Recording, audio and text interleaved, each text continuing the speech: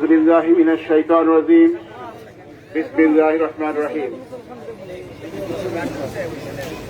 শ্রীপুর গাজীপুর সদর এই গাজীপুরের প্রত্যন্ত অঞ্চলের মানুষের হৃদয়ের মানুষ, হৃদয় স্পন্দন, মা এবং মাটি মানুষের নেতা এবং আপনাদের অত্যন্ত প্রিয়জন, আপনজন, আমার পিতা আল্লাহ জব্বকের রহমত সাহেবের আপনার মাগফিরাত কামনার উদ্দেশ্যে আজকের এই দোয়া অনুষ্ঠানে সম্মানিত সভাপতি জনাব ইঞ্জিনিয়ার গোলাপ সাহেব উপস্থিত রয়েছেন। বক্তব্য রেখেছেন আমাদের বৃহত্তর মির্জাপুর নেতৃত্ব দিয়েছেন জনাব সাহেব, অর্থ ইউনিট পরিষদের চেয়ারম্যান জনাব সিদ্দিক ভাই। উপস্থিত রয়েছেন আমাদের এই সভা পরিচালনা করছেন জনাব ইমরান মেম্বার। উপস্থিত রয়েছেন আমাদের যুব লীগের সাধারণ সম্পাদক জনাব বেলায়েত হোসেন। উপস্থিত রয়েছেন আমাদের সদর উপজেলা আওয়ামী লীগ, ছাত্রলীগ, যুবলীগ, কৃষক লীগ, শ্রমিক লীগ, স্বেচ্ছাসেবক লীগের প্রান্তীয় নেতৃবৃন্দ, আমার পিতৃতুল্য মুরব্বিয়ান, আমার ভাইয়েরা, আমার মাদ্রাসার প্রিয় ছাত্রবৃন্দ, সকলকে জানাই সালাম, আসসালামু আলাইকুম। প্রথমে একটি বিষয় খুব পরিষ্কার করে আমি বলতে চাই। আল্লাহ তাআলা শান পরিষ্কার করে বলেছেন, রাসূল আকরাম সাল্লাল্লাহু আলাইহি ওয়াসাল্লামের নীতি এবং আদর্শের অনুসরণে যে ইবাদত নয়, সেই ইবাদত আল্লাহর কাছে গ্রহণীয় নয়। কাজেই মৃত্যু বার্ষিকী বলে কোনো বিষয় ইসলামে পরিচিত নয়। কাজেই আমরা মৃত্যু বার্ষিকী কথাটিকে উল্লেখ করব না। দোয়া মাহফিল হতে পারে, দোয়া যে কোনো দিনই হতে পারে, যে কারো উদ্দেশ্যে হতে পারে। কাজেই আজকের এই অনুষ্ঠানটি হচ্ছে দোয়ার অনুষ্ঠান, সেই নিয়তেই এখানে বসবো। এখানে মৃত্যুবার্ষিকী, প্রথম মৃত্যুবার্ষিকী, দ্বিতীয় মৃত্যুবার্ষিকী, 50তম মৃত্যুবার্ষিকী, এই ধরনের মৃত্যুবার্ষিকী আল্লাহ রাসূল পালন করে যান নাই, সাহাবে কিরামগণ পালন করে যান নাই, তাবেঈনগণ পালন করে যান নাই, তাবেঈনগণ পালন করে যান নাই। আমরা সেভাবে উল্লেখ করব না। ইবাদতের উদ্দেশ্যে যা করা তা রাসূল সাল্লাল্লাহু আলাইহি ওয়াসাল্লাম যেভাবে দেখিয়ে গেছেন, যে পথে দেখিয়ে গেছেন, ওইভাবেই করতে হবে। এর ব্যত্যয় করে করলে 2 পয়সা দাম সেটা থাকবে না। অনেক কষ্ট স্বীকার করে আমাদের নেতৃবৃন্দ সারা রাত, আমাদের ভারতবর্ষের অনেক নেতৃবৃন্দ কষ্ট স্বীকার করে আয়োজনটি করেছেন আপনাদের জন্য। সেই আয়োজনটি যেন ইসলামী শরিয়া সম্মতভাবে হয়, কোরআন সুন্নাহ অনুযায়ী হয়, সেটা বেশি গুরুত্বপূর্ণ। তবেই প্রিয় নেতা সেইটাকে পাবেন, তিনি অপেক্ষায় আছেন আপনাদের কাছ থেকে সেটা পাওয়ার জন্য। কাজেই আজকে আমি ওনার জীবন সম্পর্কে 2-4টি কথা আমাদের আগামী প্রজন্মের জন্য বলবো। কারণ তাদের জীবন যদি একটু আলোচনা করা না হয়, তাহলে পরে সত্যিকার অর্থে আগামী প্রজন্ম সেটা বুঝতে পারবে না যে তারা কেমন মানুষ ছিলেন। আল্লাহ জব্বকের রহমতে বাংলাদেশের ইতিহাসের অংশ। তিনি 71-এর রণাঙ্গনের বীর মুক্তিযোদ্ধা ছিলেন। জাতির পিতা বঙ্গবন্ধু শেখ মুজিবুর রহমানের নেতৃত্বে মুক্তিযুদ্ধ করেছেন। এই গাজীপুরের কৃতি সন্তান, 1000 বছরের স্বপ্নের ধর, বাংলাদেশের সাবেক প্রথম প্রধানমন্ত্রী তাজউদ্দিন আহমেদ সাহেবের ডান হাত ছিলেন। ভারতে গিয়েছেন, 11টি সেক্টরে ফ্লাইট কুরিয়ার হিসেবে মুক্তিযুদ্ধের সময় দায়িত্ব পালন করেছেন। রহমত আলী সাহেবের নাম কোনোদিন মুছে যাবে না, যতদিন বাংলাদেশ থাকবে, যতদিন 71-এর ইতিহাস থাকবে, যতদিন মুক্তিযুদ্ধের ইতিহাস বেঁচে থাকবে। রহমত আলী সাহেবরা বেঁচে থাকবেন। 75 সালে জাতির পিতা বঙ্গবন্ধু শেখ মুজিবুর রহমানকে হত্যার পরে আপোষহীন এক লড়াই সংগ্রামের নাম রহমত আলী সাহেব। তিনি দীর্ঘ 21 বছর আওয়ামী লীগ রাষ্ট্রীয় ক্ষমতার থেকে বাইরে ছিল, 96 পর্যন্ত। ওই 21 বছরে বহুবার তারা অন্তরীণ হয়েছেন, কিন্তু নীতি এবং আদর্শের প্রশ্নে, রাজনীতির মৌলিক আদর্শের প্রশ্নে কোনোদিন আপোষ করেন নাই। আপোষহীন মানুষ ছিলেন তিনি। জিয়াউর রহমানের কারা প্রকোষ্ঠে তাকে 76 সাল থেকে 79 সাল পর্যন্ত পরে 3 বছর কাটাতে হয়েছে।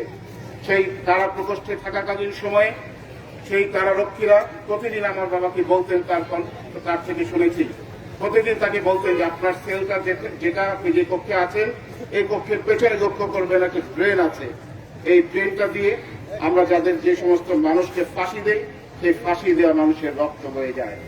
আপনার রক্ত যে কোনো দিন এই ট্রেন দিয়ে বয়ে যেতে পারে। কিন্তু রহমত আলী সাহেব তবু আপোষ করেন নাই। তাকে বলা হয়েছিল, আপনি যদি দল পরিবর্তন করেন, আপনি যদি আওয়ামী লীগ পরিবর্তন করে জিয়াউর রহমানের দলে যোগ দেন, আপনাকে শুধু মুক্তি নয়, আপনাকে মন্ত্রিসভায় স্থান করে দেওয়া হবে। রহমত আলী সাহেব 79 সালে মন্ত্রী হতে চান নাই। তিনি কারাবরণকে উত্তম মনে করেছেন। নীতি এবং আদর্শের প্রশ্নে ছিলেন অবিচল। রহমত আলী সাহেবরা বেঁচে থাকবেন। তাদের এই সমস্ত কাজের জন্য যে সমস্ত কাজগুলো তারা পরবর্তী সময় নেতৃত্ব দিতে গিয়ে এদেশে প্রতিষ্ঠিত করে গেছেন। বাংলাদেশ কৃষক লীগের সভাপতি ছিলেন জননেত্রী শেখ হাসিনা, মাননীয় প্রধানমন্ত্রী। সেই দিন এই গত আষাঢ় মাসের 1 তারিখে কৃষক লীগের একটা অনুষ্ঠানে তিনি ভার্চুয়ালি বক্তৃতা করছিলেন। সেই তথ্যটি আমার জানা ছিল না। রহমত আলী সাহেব যখন কৃষক লীগের সভাপতি ছিলেন 1984 সালে, তখন তিনি নেত্রীকে পরামর্শ দেন, নেত্রী আমরা একটা কাজ করতে পারি, বাংলাদেশের মানুষকে উদ্বুদ্ধ করতে পারি, প্রত্যেকে যেন আষাঢ় মাসে বর্ষাকালে 3টা করে গাছ লাগায়, একটা বনজ, একটা ঔষধি আর একটা ফলজ। সেই কর্মসূচি আজও পর্যন্ত চালু আছে। যদি রসুলের হাদিসের দিকে তাকাই, রসুল আকরাম ইসলামের এই গাছ লাগানো সংক্রান্ত হাদিসের মধ্যে কি এসছে? আল্লাহ রসুল বলছেন যে কিয়ামত সম্পর্কে রসুলের নিজেরও জ্ঞান ছিল না, আল্লাহ ছাড়া আর কেউই জানে না কিয়ামত কবে সংঘটিত হবে। সেই কিয়ামত সংঘটিত হবার সংবাদ যদি নিশ্চিত কারো কাছে থাকে, কিন্তু তার হাতে যদি একটি গাছের চারা থাকে, রসুল বলে গেছেন সেই গাছের চারাটাকে তুমি রোপণ করে দিও। কতটা গুরুত্বপূর্ণ এই গাছ হচ্ছে, কত বড় সাদগায়ে জারিয়ার কাজ হতে পারে যে গাছের ছায়া একজন পথিক গ্রহণ করবে। আপনি একটা গাছ লাগিয়ে গেছেন, সেটা কিন্তু সাদগায়ে জারিয়া হিসেবে হাসরের ময়দানে আপনার জন্য উঠবে। এই গাছে ফল মানুষ খেয়েছে, অথবা পশু পাখি খেয়েছে, অন্য কোনো প্রাণী খেয়েছে, অথবা একটা পিঁপড়া সেখান থেকে খাদ্য সংগ্রহ করেছে, একটা আশ্রয়স্থল বানিয়েছে, ওইটাও সাদগায়ে জারিয়ার মতো একটা আমলে পরিণত হয়ে যায়। কত চমৎকার আমল যুগে যুগে প্রচলন করে যাওয়ার জন্য মাননীয় প্রধানমন্ত্রীকে তিনি পরামর্শ দিয়ে গেছেন। সেই কাজ আজও জারি আছে। আজও হাজার হাজার নেতাকর্মী আমাদের নেত্রীর নির্দেশে রহমত আলী সাহেবের সেই রেখে যাওয়া কর্মসূচিতে লক্ষ লক্ষ গাছ রোপণ করে চলেছেন প্রত্যেক আষাঢ় মাসে। আমার পিতা রহমত আলী সাহেব নিশ্চয়ই বেঁচে থাকবেন ইনশাআল্লাহ। সেইভাবে যে যিনি যখন তিনি পল্লী উন্নয়ন সমবায় মন্ত্রীর দায়িত্ব পালন করছেন, মরহুম জিল্লুর রহমান সাহেব সাবেক রাষ্ট্রপতি, তিনি মন্ত্রী ছিলেন, আমার পিতা প্রতিমন্ত্রী ছিলেন। সেই সময় তিনি আমার বাড়ি আমার খামার, একটি বাড়ি একটি খাবার রেখে যান। অর্থাৎ এই বাংলাদেশের কৃষি বিপ্লবের জন্য তিনি এমন একটি যুগান্তকারী কর্মসূচি সরকারের কাছে রেখে দিয়ে গেছেন, যে যুগান্তকারী কর্মসূচি আগামী দিনেও বাংলাদেশকে সমৃদ্ধির পথে নিয়ে যাবে। এবং প্রত্যেকটি একটি ক্ষুদ্র মানুষের, যার মাত্র 2 গন্ডা জমি আছে, যার মাত্র 3 গন্ডা জমি আছে, বিঘা বিঘা জমি নাই, সেই মানুষটা কেমন করে তার প্রয়োজনকে পূরণ করবে কৃষি থেকে, সেই দিক নির্দেশনা আমার বাড়ি আমার খামারের মধ্যে রয়ে গেছে। গরিব মানুষের কর্মসূচি, ধনী মানুষের কর্মসূচি আমার বাড়ি আমার খামার নয়। এই সমস্ত কাজের মধ্যে দিয়ে আমার পিতা ইনশাআল্লাহ বেঁচে থাকবেন মানুষের অন্তরে। আজকে আরেকটি বিষয় আপনাদেরকে আমি বলতে চাই, তিনি বেঁচে থাকবেন সাদগায়ে জারিয়ামূলক কাজের মধ্য দিয়ে। এই ভাওয়ালগড়, এই শিরোজাগি, এই মির্জাপুর 3টে ইউনিয়নে পরিণত হয়েছে, যা বৃহত্তর একটা মির্জাপুর ছিল, যেটা দীর্ঘদিনের দাবি ছিল আমাদের এই মির্জাপুরের মানুষের। সেই দাবিটাকে, পরিপূর্ণ স্বপ্নটাকে বাস্তবায়ন করে দিয়ে গেছেন আল্লাহের পক্ষে রহমত আলী সাহেব। সুবিধা কি? যেখানে একটা ইউনিয়ন পরিষদের বরাদ্দ সরকার থেকে আসতো, এখন 3টে ইউনিয়ন পরিষদের বরাদ্দ সরকারের পক্ষ থেকে আসে। আগে যদি 1 বছরে এই একটা ইউনিয়ন পরিষদে 50টা রাস্তার বরাদ্দ আসতো, এখন 3টে ইউনিয়নে 150 রাস্তার বরাদ্দ আসে। উপকারটা কার হয়েছে? মানুষের হয়েছে। সর্বসাধারণের ঘরে ঘরে আজকে উন্নয়ন পৌঁছে গেছে। রহমত আলী সাহেব দায়িত্ব অসংখ্য কাজ করে গেছেন। ব্যক্তিগত জীবনে আমার বাবা অত্যন্ত সৎ, নির্ভীক, অত্যন্ত সরল এবং অত্যন্ত সাদা মনের মানুষ ছিলেন। তার শয়নকক্ষ পর্যন্ত আমাদের নেতা কর্মীরা প্রবেশ করতে পারত বিনা দ্বিধায়, বিনা প্রশ্ন দেয়। এবং তার কাছে যখনই সারাদিন সারা রাত খোলা থাকতো আমাদের বাসায় দরজা। আমার মা আমাদের যে অল্প কিছু ধানই জমি আছে, এইখান থেকে যে ধান পেতেন, আমার বাবা কোনো ধান বিক্রি করতে, আমার মাও কোনো ধান বিক্রি করতেন না। এই পুরোটাকেই মোটা চাল বানিয়ে বাসায় রেখে দিতেন। ভাত রান্না করে, ডাল রান্না করে, একটা তরকারি রান্না করে সারাদিন টেবিলের মধ্যে রেখে দিতেন। অপেক্ষা করতেন এলাকার থেকে মানুষ গেলে যেন, এই দূর থেকে মানুষটা যাবে, কিছু খেয়ে যেন সে ওইখান থেকে আসতে পারে। এভাবেই তার উন্মুক্ত দ্বার ছিল।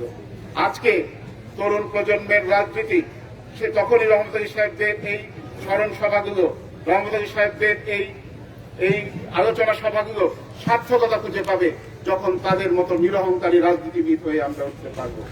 আমরা মূল্যবোধের রাজনীতি করতে পারবো, আদর্শ এবং দর্শনের রাজনীতি করতে পারবো। কিন্তু আজকে আমরা সেই আদর্শ এবং দর্শনের রাজনীতির পরিবর্তে ভিন্ন রাজনীতি দেখতে পাই, লোভের রাজনীতি দেখতে পাই, সেই আমরা স্বার্থের রাজনীতি দেখতে পাই।